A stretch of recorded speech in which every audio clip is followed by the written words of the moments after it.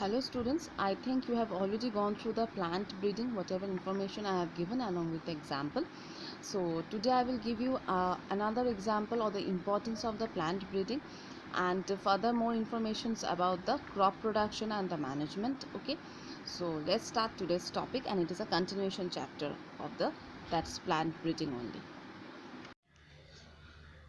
Today it is the continuation portion of the plant breeding. Okay, so the first portion I will give you, that is the plant breeding for the disease resistance, right? So let's come that we all know that is the breeding and development are generally executed by the cultivators. Why? So that they can enhance the food production, because it is generally resistant to the disease. When the plant become resistant to the disease, that time what will happen? This reduces the dependence on the use of the fungicide and the bactericide, right? And another thing is that it also prevent the pathogen to generally cause diseases, and it is creates a positive impact on the host plant growth. Now, another thing is that the diseases that are caused to the plant by the help of the fungi are like brown rust of the wheat, red rot of the sugarcane. These are the diseases caused by the fungi. Diseases that are caused by the bacteria are black rot, and the viruses that are caused by the diseases that are caused by the viruses are tobacco mosaic, this kind of thing. So you have to learn that what kind of diseases are caused by the what kind of pathogens in our plant. The next part, it is the method of the breeding for disease resistant. I have already given you a vivid idea about the traditional method. In the traditional method, we have learned about the screening germplasm. Then we have learned about the hybridization of the selected parent, and like the selection and the evaluation of the hybrid, and testing along with the release of the new variants. So these are the different methods of the breeding in the case of the traditional method, right? Now let's come the another method. It is generally known as the mutation. Mutation, it is a conventional method of the breeding.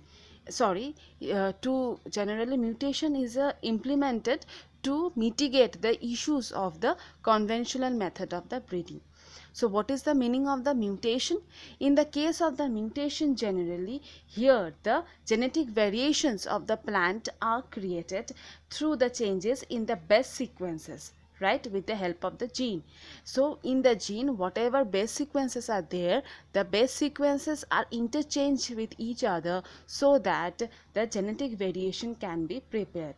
When the genetic variations are occurring, that time the creation of the new character or the trait are not found in the parental type, but it is found in the spring. Right, now let's come. It is generally, these mutations are generally performed by the help of the chemicals or the radiations, and this kind of things are generally performed by the cultivator in order to get the desired kind of character in the plant, and this procedure is known as the mutation breeding. Okay, and in the see in the last part, there is the plant breeding for developing resistance to the insect pest. This means what happened, there is a large scale of destruction of the crop plant are generally occurred due to the help of the pest infection or the insect, right? So when the crop become insect resistant, that time what will happen, the host plant can automatically increase its growth.